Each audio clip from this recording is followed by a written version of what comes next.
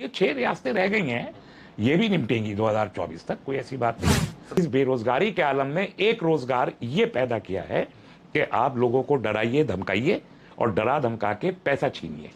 किसी पे लव जिहाद का इल्ज़ाम लगा दीजिए, किसी पे गाँव तस्करी का इल्ज़ाम लगा दीजिए, किसी पे गाँव ज़बीहा का इल्ज़ाम लगा दीजिए। ये एक इंडस्ट्री थ्रेट मॉन्गर्स की क्रिएट की है इस सरकार ने अपने कैडर को रोजगार देने के लिए। पिछले 9 साल से आप कभी मुसलमानों के से जिहाद को, मुख्तलिफ किस्म की गलत एक्टिविटीज़ को गलत तौर पर, झूठे तौर पर इस्लाम से और मुसलमानों से जोड़ते हैं। अजान पे पाबंदी लगाने की बात करते हैं, आप जुमे की नमाज पे पाबंदी लगाने की बात करते हैं। कितनी चीज़ें गिनवाऊं जो ये पिछले सिर्फ 9 साल के अरसे में हुई। तो क्या ये हिंदू हुकूमत है 2014 के बाद? और अगर ये हिंदू हुकूमत है तो क्या इस हिंदू हुकूमत में मुसलमान महफूज है?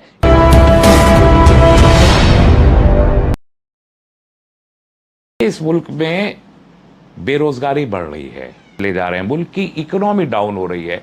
तो जहां आप नौकरी नहीं दे पा रहे और छोटे छोटे काम जो लोग करते थे वो भी आपको अब मिल नहीं पा रहे, तो एक नई इंडस्ट्री इस सरकार ने पैदा की है।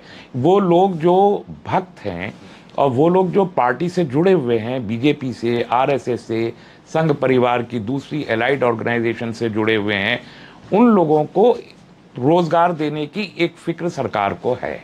बाकी लोगों को सरकार रोजगार देने की फिक्र नहीं करती, लेकिन जो उनके संगठन से जुड़े हैं उन्हें कोई ना कोई रोजगार देना है। इस बेरोजगारी के आलम ने एक रोजगार ये पैदा किया है कि आप लोगों को डराइए धमकाइए और डरा धमका के पैसा छीनिए।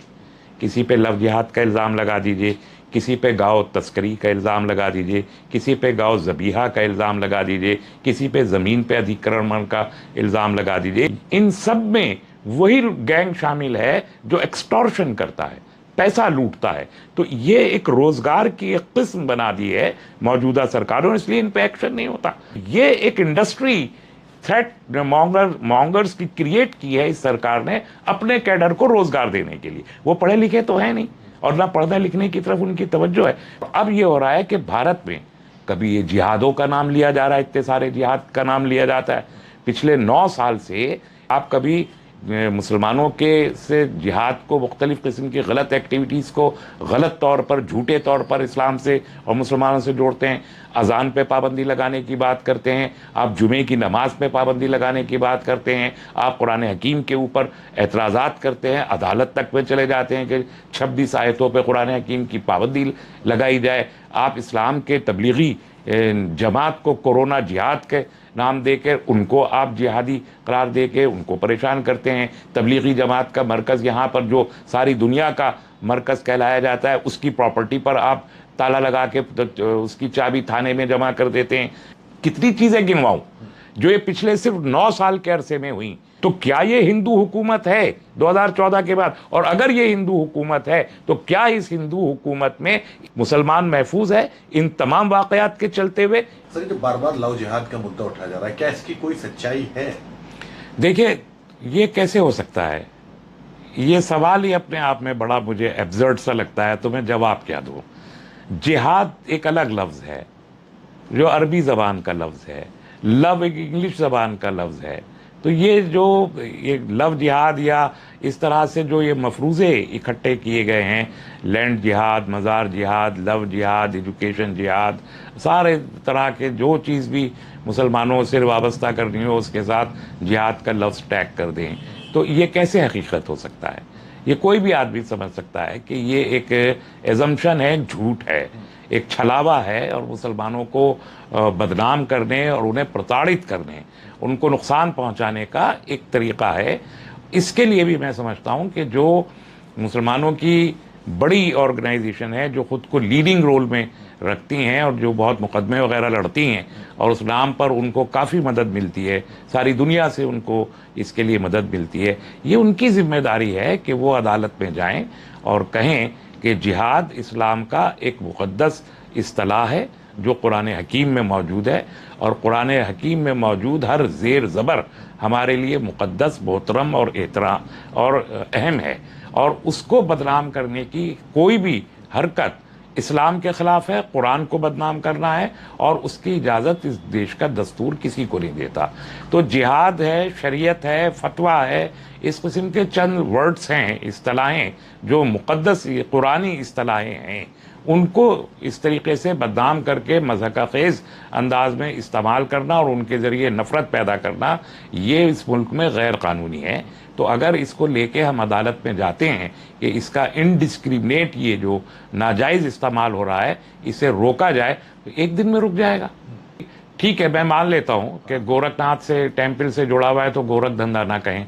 लोगों ने एक्शन लिया ना, उस एक्शन का एक नतीजा निकला ना, तो ये केस अपने आप में नज़ीर बन गया अदालत में जाने के लिए कि अगर गोरख धंधा के लफ्ज़ को रोका जा सकता है, तो जिहाद तो एक बहुत ही वाज़ेह नोन वर्ड है, जो एक बहुत ही इम्पॉर्टेंट और मुक़द्दस मुतबर्रक लफ्ज़ है, जिसे इस तरीके से बदनाम किया जा रहा है। मैं समझता हूँ इसकी रेमेडी मिल जाएगी।